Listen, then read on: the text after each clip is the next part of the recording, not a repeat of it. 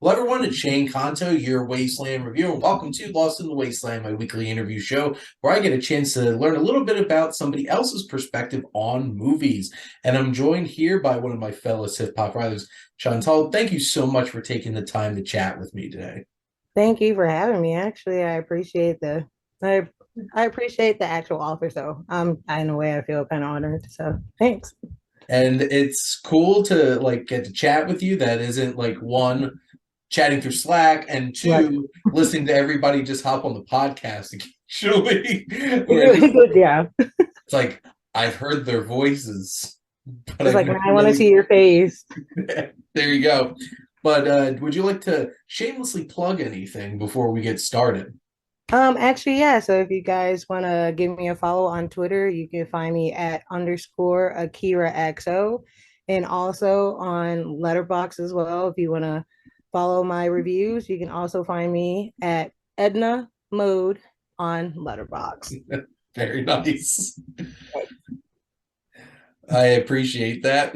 But to get things started, everybody's either favorite or least favorite question to be asked as a movie fan. But what is your favorite film? So my favorite film, it does vary, but this has always been a favorite of mine, like ever since I was a kid. It will always be The Goonies. Very nice. Um, because for me, it's just a movie about a bunch of friends, going on a treasure hunt and they're like fighting out the real danger with like the mobsters and then finding like the big ship. So Mhm. to me was just something that I always wanted to do as a kid, to be like, that's something I would want to do with my friends, but never got a chance to. So I get to dream it out every time I pull out the Goonies DVD. So to me, it was like a big part of my childhood. I actually have a funny story because I just brought this up on the podcast because we were Yes. talking about movies we used to hate and now we love. And the reason I hated Finding Nemo was because they were gonna have like a movie night at my school in middle school, and it was gonna be the Yeah. Goonies. And I showed up prepared to watch the Goonies, and they're like, "This might be too No, violent for you. Let's put on Finding Nemo." I'm like, no "No, way. I was promised Goonies." I would have been heartbroken too if they told me Goonies and they turned around and it's Finding Nemo. Like, I no, pretty sure I hated Finding Nemo for like 8 years because of that. that's the But worst. The Goonies has everything. It has friendship and Yeah. pirates and Italians, and there you go. And of course, the favorite line of all is the Goonies never say die. Goonies never say die. It's like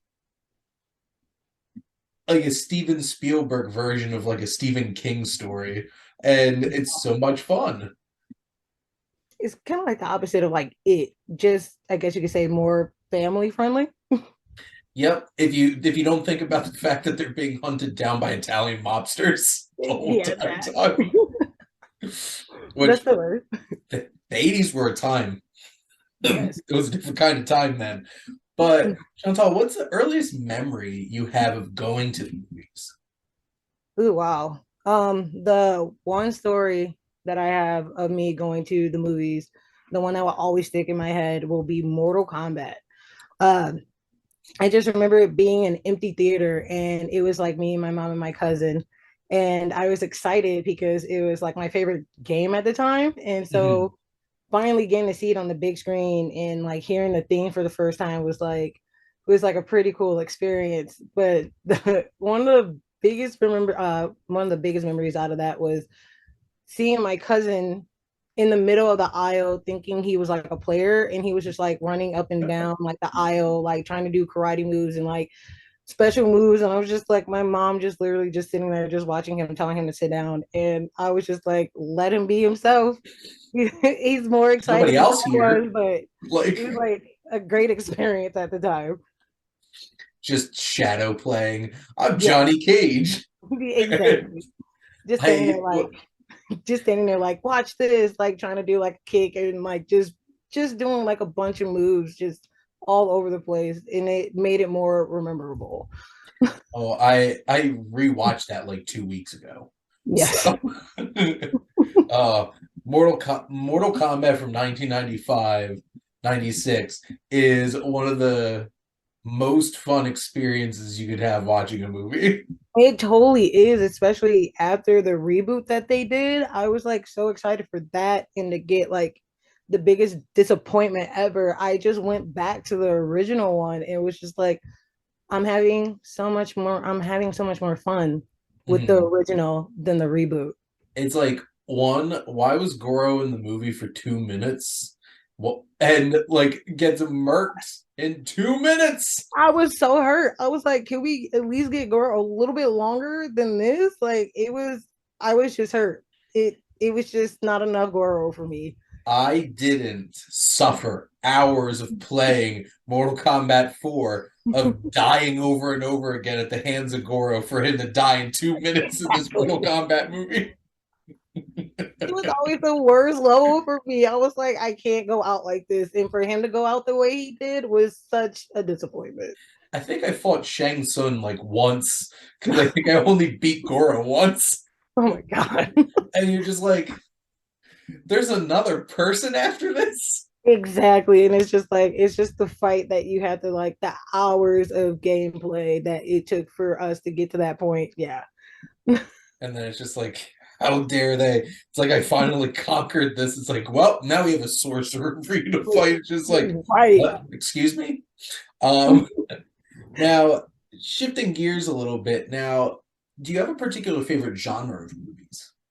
Um, for me, it's like I could be like all over the spectrum, Hmm. but if I had to choose, it would be two. It would have to be. I'm a big fan of like horror and sci-fi. So, I think the movie that did that for me would be Alien There you go. because it's like the best combination of horror and sci-fi. Mhm. So for anything that deals with like anything like outer space, aliens, whatever it is, and then of course you have like the elevator horror, the slasher flicks, the Mhm. just the plain old blood and gore. Like I'm a fan of those movies. They're just I don't know what it is about the whole thing of just seeing like the blood and gore and someone who's like who hates blood, like I just it's just I don't know what it is. It's just weird. Well, I guess you don't have to see it for real. I guess that's the trade-off.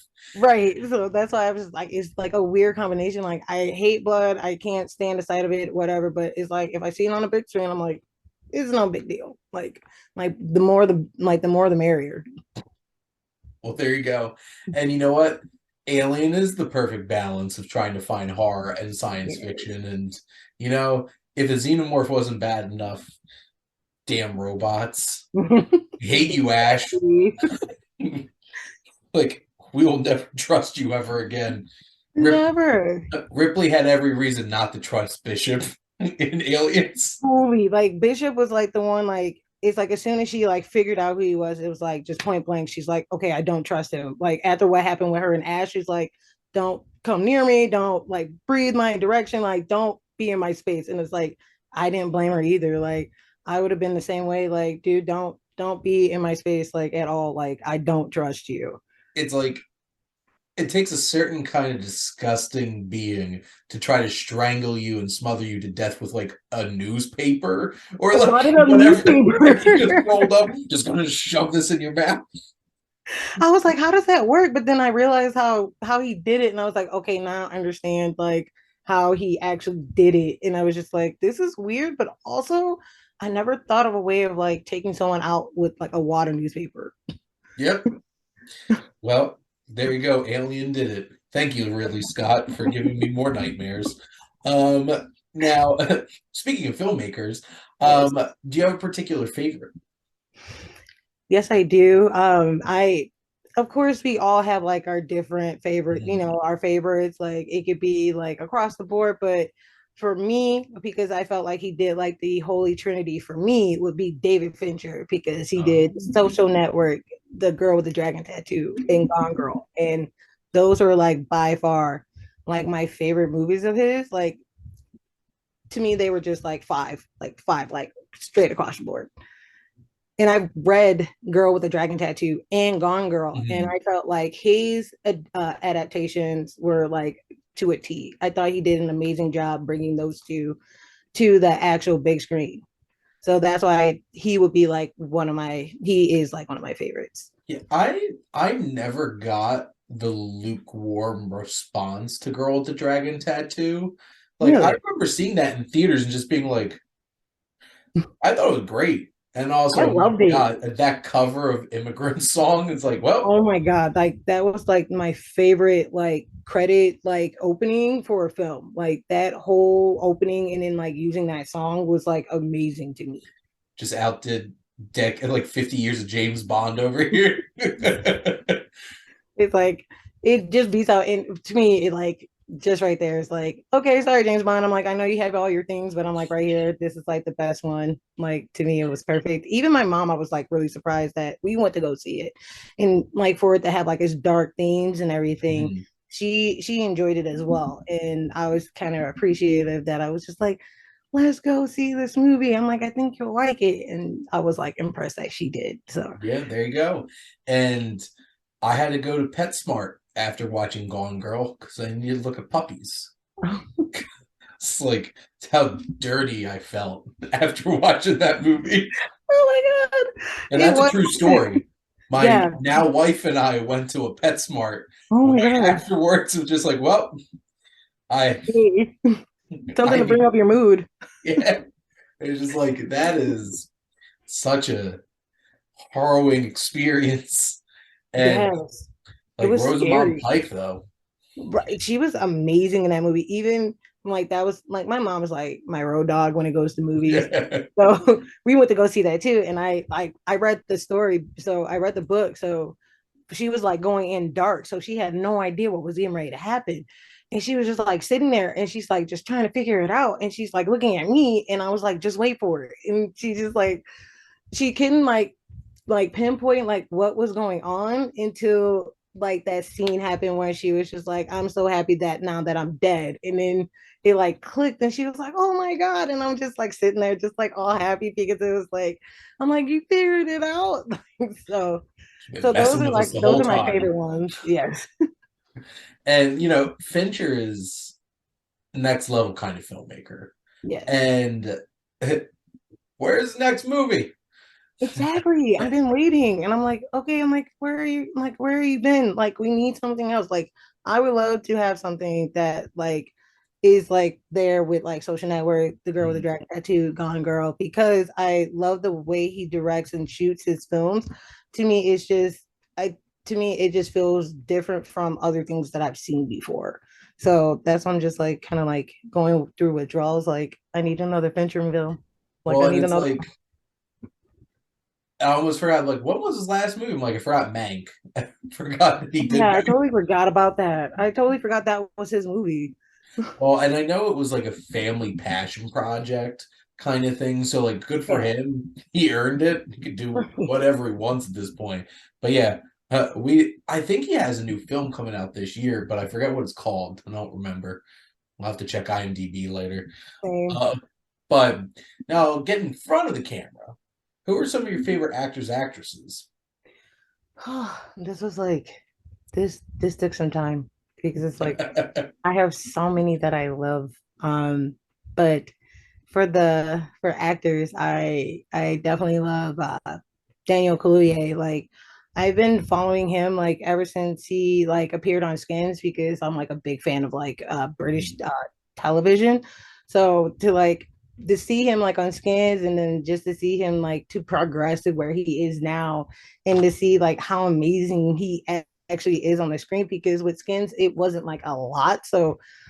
So when I first finally saw him, it wasn't Get Out, and it was Mhm. like, of course, like that right there was like the movie for him, like that just threw him into being like the leading actor.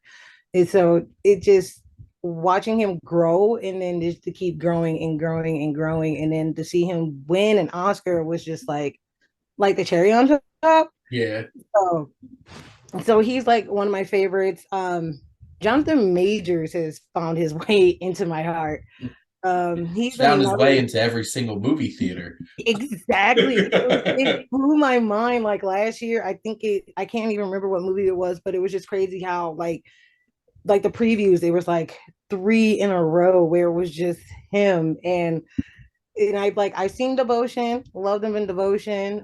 I can't wait to see him in Ant-Man as Kang. I Yep. can't wait to see him in Creed 3, of course. I'm rooting for him as much as I love Michael B. Jordan. I'm rooting for John. I'm rooting for John Cena. I actually had a chance to see his film at Sundance, Magazine Dreams. Oh yeah. Um, very dark, definitely an emotional roller coaster, but he was literally like a force to be reckoned with. It was a little bit of a so-so film, but he was the reason why the film was so good because Mhm. his performance was just magnetic. Like you just wanted to follow him like throughout like every single scene. Like you just wanted to make sure like, okay, is he gonna be okay? Like, is he gonna be safe? Like, don't like do something crazy. Like he just made like that role to me relatable and just you felt for him. And that's what I love the most is when they make you feel for that character. Even though what the character is doing is something that you don't approve of, but they just make you feel for them. Yeah. You know, I remember seeing Get Out, and every time I rewatch it, I just see like the nuances of Daniel Kaluuya's performance and just realizing like he gave such an amazing performance in this movie and he does not get enough credit. He doesn't. And like I would have given him that Oscar because he lost to Gary Oldman, right? Or trying to think. I knew But it was like somebody I got think a you might be right though. I think he did lose out to Gary Oldman because I think that was the year for what was it, The Darkest Hour? The Darkest Hour, and Yeah. like he got nominated against Daniel Day Lewis. I'm like, Daniel Kaluuya didn't have a chance. Yes. And it's just like, I was and just like, no. and yeah, I'm double checking, so I'm not Yes. wrong. Yep, it was Gary Oldman won for Darkest Hour. Timothy Chalamet was nominated. Denzel Yes. Washington was nominated. That's a that's an eclectic stacked That was cast of yeah, actors that year, and he deserved to be there. And he was he really terrifying did. widows. Like I'm Yes. like put me on edge. And I even think like I remember watching Nope and just thinking like, Yeah. he is not going to get any attention for this movie Right. award season, but he deserves it. Like he's I amazing. agree. I totally agree. Like because watching that film, Nope, and like watching like just like you said, like how nuanced it was and just how he didn't say too many words, but you can just see what he was feeling just by the expressions he would make. It was just to me, it was like one of them roles that he should have been like in the talks of awards. And Yeah. then the same with his role in the movie Widows in 2018. Yeah.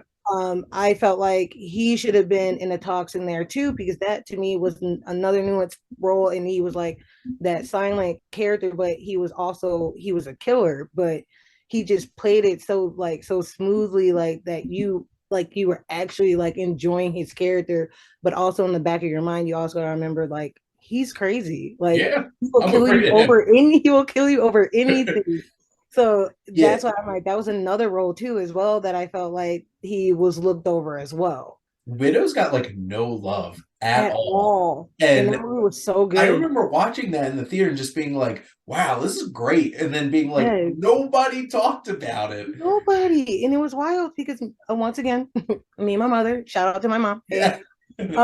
we went to go see this movie too as well, and it was like two guys sitting next to us because we went to the movie, and we were like literally like talking at the screen, like we were like agreeing to each other. That was like the first time like we like did like commentary in like a movie before, Yeah. and we were like all into it and like just like upset with like like Liam Neeson's character, but we were just like excited because this film was like so good, and for it to just to be blocked out from award Yeah. season, it was kind of devastating. Especially this film was from Steve McQueen, who had won before. Yeah. So it's kind of crazy that it wasn't talked about at all. And you had like a stacked cast because you had like Viola Davis, Liam Neeson, like I said, Danny Kaluuya, Colin Farrell, Robert. I was about to say Robert De Niro, but I was Robert wrong. Robert Duvall, Duvall, piece of and of crap course, in that movie. yes, Uh, and you know what? I would have given Daniel Kaluuya the Oscar for Nope for yes, just him being like, nope.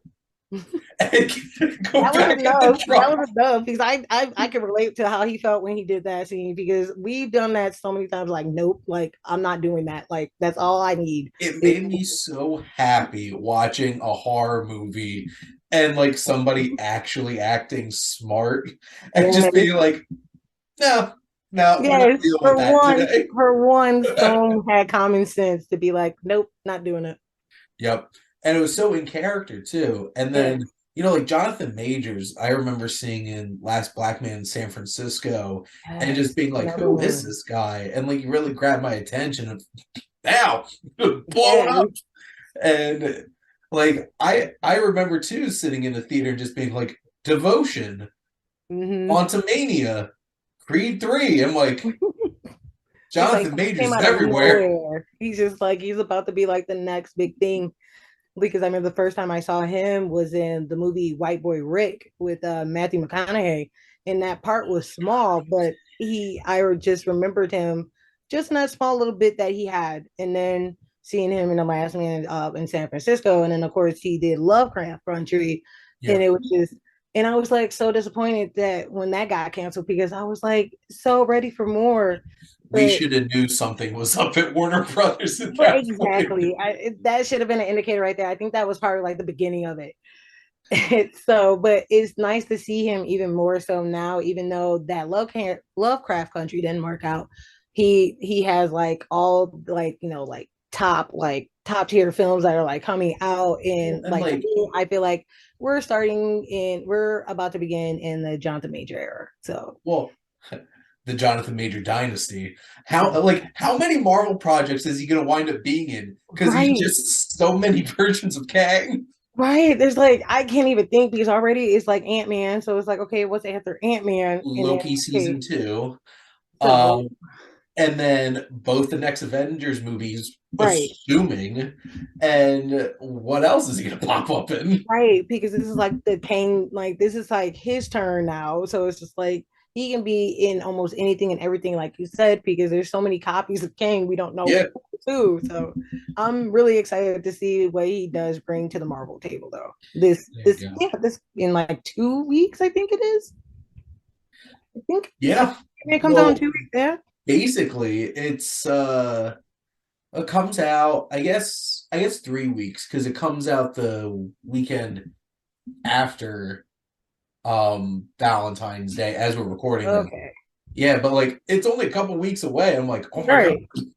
it's coming quick, and So I'm I'm like, excited. same. I'm like really excited. And so for actress, of course, it's gonna be the one and only Viola Davis because I mean it's Viola Speaking of Davis. widows, I'm like, it's Viola Davis. You can't help but love Viola Davis. I've loved her ever since seeing that scene in Doubt. Like for to be nominated to be in a scene with like Meryl Streep for less than 10 minutes yep, and you have Meryl Streep scared, like you already know like she's like one of the best to do it. So it was just crazy to me to see her in that and then to start seeing her in more and more stuff. And of course it's like I think everything she's been in I've loved. Um, but it was just crazy how like seeing her like in prior stuff before she became like this big A-list star, and it's just like stuff I've seen before. And I never noticed her until I watched it again. And it was like, oh my God, she was in that. Oh my God, she was in that. And then so it's like I guess I've been a fan of hers and just didn't know it. yeah. I think the thing that like really got me first was Fences, probably, and like it takes a special performer to Yes. like reach the same level that Denzel Washington goes in Oh that my movie, God. That and movie she was beautiful. does. She really does. I saw that movie in the theaters. Mhm. My mom just keeps getting a shameless plug here. She's my partner, but we went to go see it. And I was sick, and it kind of like bummed me out because I was going to see this movie sick, but it didn't take me out of it. I still had a good time, and I just remember the scene of her and Denzel Washington in the backyard, and like she's just letting it all go and like letting him know like everything that I've done for you, and it's like and you still like don't see her, and she literally had me and my mom like bawling, like tears down our face. I'm like holding my mom's hand and she's like rubbing my knuckles. Like we were just like in one of those emotional moments, and she just like you just feel her pain, and it's like you just want to reach through the screen and like hug her. It was just one of those scenes where it's like I was like so happy that she nominated and she won, because it was one of those like roles that was definitely deserving of talks. But there was also the other roles as well, like we said, widows. Like I Yeah. felt like she should have been nominated for widows, and then even recently I feel like she should have been nominated for the Woman King.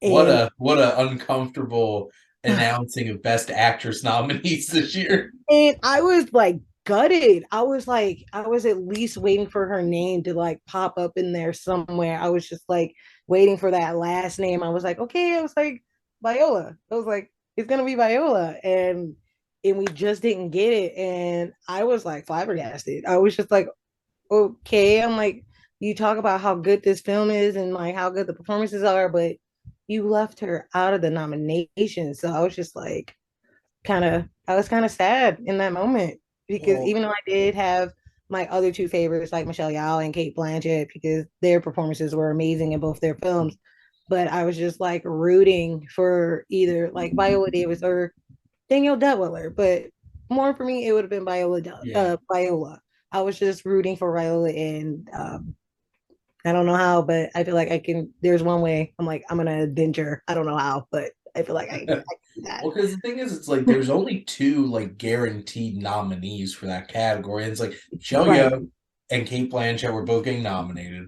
But Yes. like the crap that like Michelle Williams didn't play Sammy Fableman. She was the lead actress in this movie. Thank you. That's what I thought too. I was like a little shocked when I saw that she was nominated, and I was just like, okay, Like I guess think this is the wrong category. it Um, was.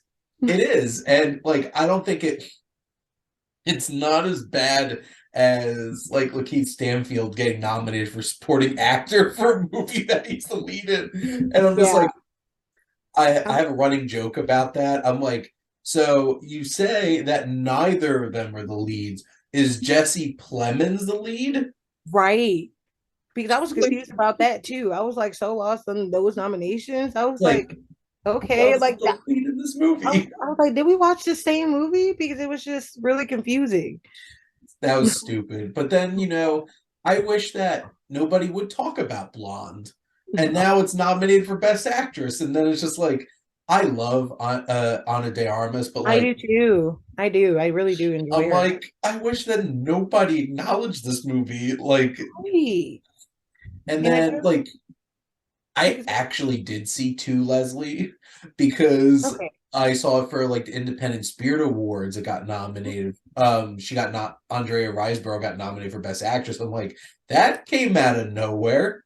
Yeah, so I heard you say that you saw it. Did you think she deserved that? I just want to ask, did you think I she think deserved she nomination? gave an awards worthy performance in a all right movie. Right. But like it just like that came out of nowhere. I'm like, I people thought so saw this. too.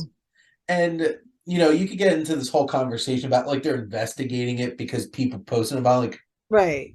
come on now, you could dump like millions of dollars into a campaign, but like a couple people can't go on social media and be like, "Hey, check out my pal in this movie; they're great." Right. And so it's It like just they just made it into like a big controversy, because I feel like everybody was shocked, because for this role to go under the radar this entire award season, and then like out of nowhere she just popped up in like the nominations, it had me like scratching my head a little bit. But then I do realize that, like you said, like you have like a bunch, like she had like a bunch of her, her friends like posting up, like saying, hey, like check out this, check out her performance, like it was amazing, like of course it's like word of mouth. So it's like it helped her out. So to me, I don't see anything wrong with it.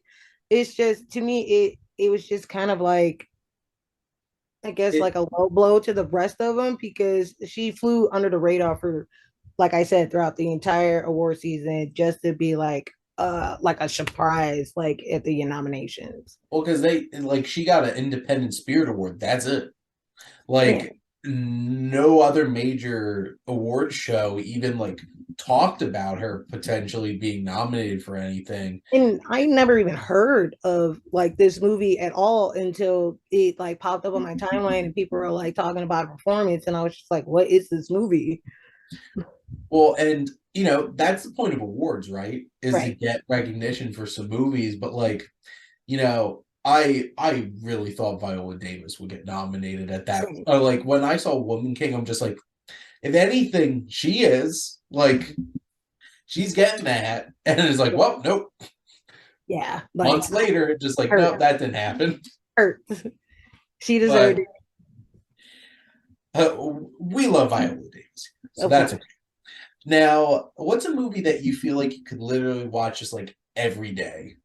So this one was like a tough one for me as well because there's like so many options that I can choose from that I can just like watch like every day and like not get bored. But like right now, I would have to say nope because There you it was go. the most fun I've had at the theater in a while. So like finally to be able to enjoy it at home and have it at my fingertips, I can just watch it whenever and like never get bored with it. Like I can Mhm. just sit there and just probably have it like on a constant loop and it would like not like annoy me, irritate me or anything. I would literally just sit there and just watch it. I think I actually did that once. I actually did watch it back to back. Like when it first came out, I watched it streaming. I watched it, and then when it was done, I just started it over There again. you go. No, that stable scene at night still haunts my dreams. Yeah. I So that scared the crap out of me in the theater. I'm like, I can't take this.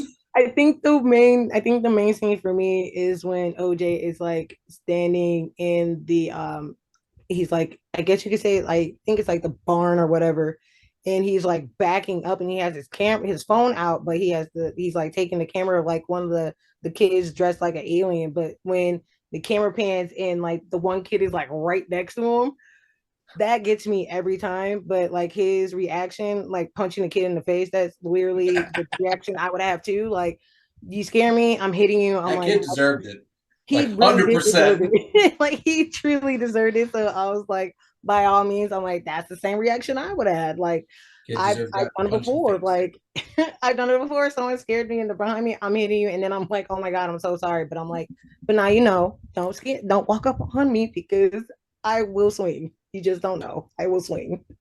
Those kids little shits. Yes, they were. It's They were little assholes, yeah, but they deserved seriously it. They were. totally deserved it. That part was my favorite though because Yep. that's me. Like I jump at the littlest things, but that part right there always gets me every time. I don't blame you. Now, Chantal, what's a film that connects to another interest of yours? So this one I was like literally stomped on for like the longest, but then I was like, oh, I'm like, I love music and I love to write. So I'm like, it like clicked instantly. I thought of Almost Famous. Nice. So And so to me, it was like something I always wanted to do growing up was like to write for like Rolling Stone or like Yeah. any like music magazine, and being able to travel like with my favorite artist or group and to live in their world while being able to express like the writing of like their world to the world. And so I wanted to have that kind of career. I'm like, it Yeah. didn't go that way, but it's okay. I'm like, I still have time. Anything is possible. That's the thing. So, so that is definitely one. That's definitely one of the movies that does connect closely to Um, like writing and music. I love to write and I love music, like movies, music, writing, all together. all there. Like that was one of my favorite first time watches in college. I remember getting that and watching that. I'm just like, I love all of this. Like, Yes, 'cause, like I love music too, and like I have a bigger passion for movies, but like just same. watching that and like they were a legit band. Yes, Like sir. Like they Stillwater have like good actually played music. some music. I'm like, and it's funny because like so many people, it's either Jason Lee for like Yes, My Name is Earl, or for My Name is Almost Earl, Famous. or Kevin Smith, or unfortunately, if you remember him because of the Chipmunks. Oh yeah. And it's just like, One of my and dad's then favorite movies. yeah, and Billy Crudup. is a really underappreciated actor, and Yes, Kate he Hudson is. just owns that movie.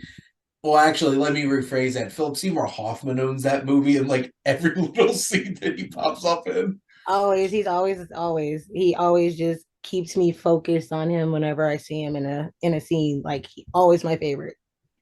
He could pop up in anything. Like Along Came Polly. It's like child. My favorite movie. Oh my god, I just watched that scene the other day. It just gets me every time. I think that's probably one of my top five roles for Phyllis Seymour Hoffman is in Along Came Polly. In such a like little like random rom com, and he just went Yes. hard. Like He was just it just didn't even it was like he was having fun. Like he just came in on the set and was just like, let's go. he had more fun than anybody in that movie combined. Like he was on a whole other level. But yeah, if you haven't seen Almost Famous, it's Yeah, definitely a great watch. I have to check Now, it out. who is a movie character that you feel like you connect with on a personal level? This one to me is gonna be kind of funny because like out of all the movies I have seen, Mhm. um, I would have to say Ron Weasley. And the reason You're a why, Ron.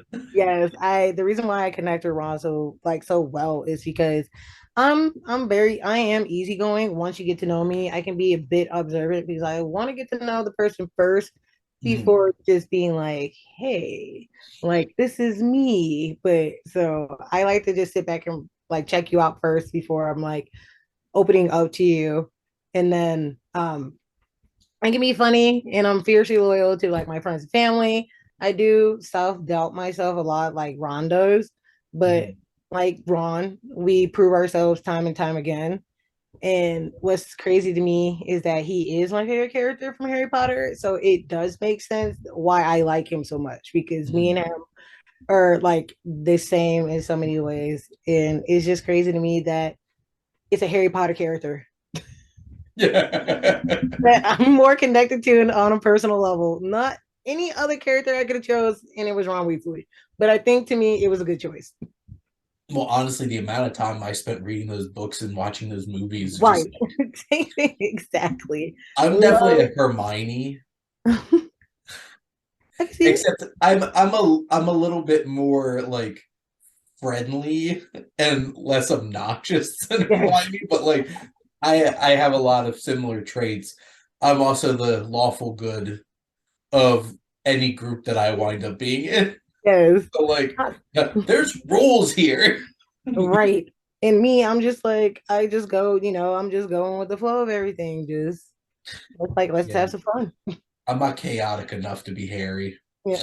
Same. I don't think I'm that chaotic. Yeah, I'm not. Yeah, I couldn't be Harry. It's like screw the rules. We're gonna do Yeah. whatever. I'm like, I like the rules just a little bit. Like, I'll bend Yeah. them a little, but not too See, that's much. why you're Ron. Yes. So It works out perfectly. there you go. Now, what's a film that you love that you feel like would surprise people? Oh man. Out of all the movies, I would have to say The Bad Seed from 1956. Like I that remember to me. watching that. Like, where did I watch Yes, that? The I Bad think Seed was like another it was like one of them movies. It kind of falls in between like The Good Son, but to me The Bad Seed was so much better because it was a girl.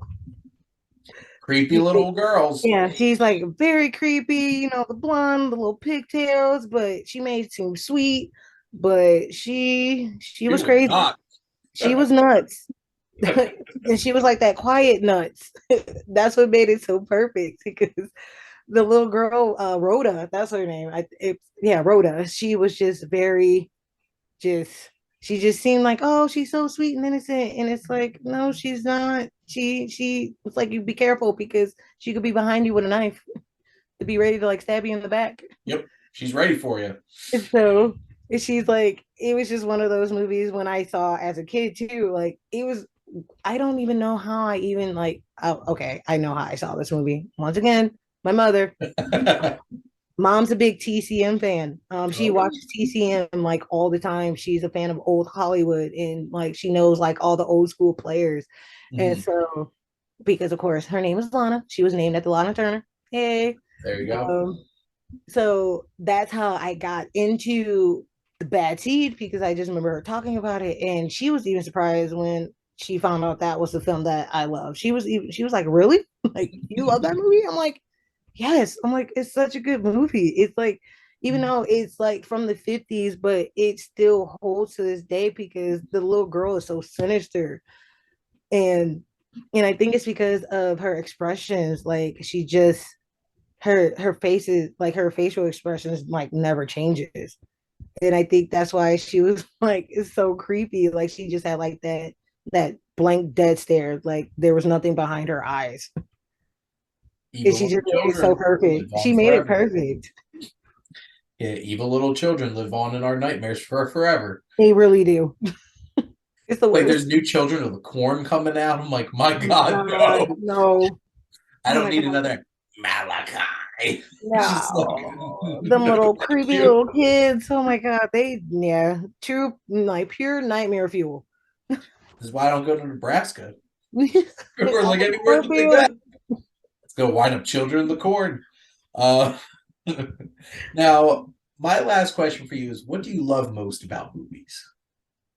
What I love most about movies would be being able to like leave the real world for a couple hours in your day and to be able to like hear different stories and being a part of that experience, going through like the different emotions of like being a part of that like experience, observing everything that you get to see and like the excitement to talk about the film nonstop, like from seeing the trailer and being hyped from the trailer to like seeing the film and it like um succeeding your expectations and being able to like talk to people and like hang out and just talk about your favorite move, like your favorite parts, what you don't like about it. It's just having like that fun conversation Mhm. just to get out of your head a little bit. And that's what I love the most about movies, where you don't have to think, you just get to enjoy. Sit in that theater, get lost in it. Yes. Um, it's a great feeling. It really is. I just love being able to just sit and like sink into them seats and like put your feet up and then just watching like the theater just get dark and like the booming of like the speakers just it's exciting. It's just a fun thing to do. Nicole Kidman Oh my coming god. over Yeah. it. Just Heartbreak that's how I feels feel. I good feel in like a Nicole place Kidman. like this. No, it doesn't. Yes, I feel just like her. Now, how I always like to wrap up this show is letting my guest ask me a question. So, what would you like to ask the Wasteland Reviewer? Well, since I've been here, there has been one I guess I can ask is what is your favorite scary movie? Ooh, The Shining will chill me to the bone for the rest of my life. That There, is a good choice, though. That there is is just such a good something choice. so unnerving about that whole entire movie. The score is one of the creepiest things put on into a My film. favorite. I think the theme is my favorite out of that whole thing. Is just hearing that. Just Wow, wow, wow. And I just remember watching the Doctor Sleep trailer, and like when they get yes, to that point, I'm like, oh no. yes. It just brought back good memories. I'm just like, yes. It's like that made me happy hearing that in the trailer. I was just like, And scary. Jack Nicholson from the very beginning just being like,